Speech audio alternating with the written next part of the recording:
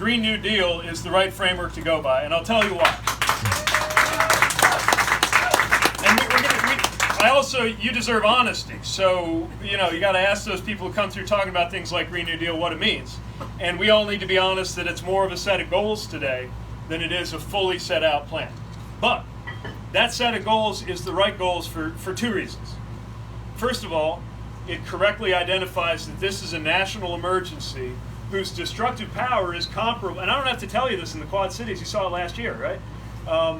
The destructive power of climate and the emergency weather events that are going to become more and more frequent, 500-year floods, 1,000-year floods happening every other year, that it is not that different from the destructive power of a depression or a war. And that means we need to put those kinds of resources into it.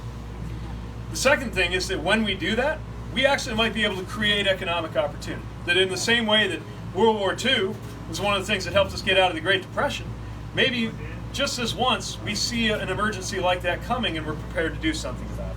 Now, what's it actually going to take? It means massive R&D into things like wind and solar to bring down, we know what to do, but we haven't brought the cost curve all the way down yet.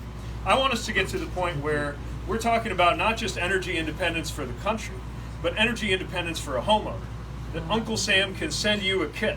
I mean, we're partnering right now with Habitat for Humanity in South Bend today to make it possible to have net zero energy homes. But it doesn't happen on its own right now because the economics aren't there.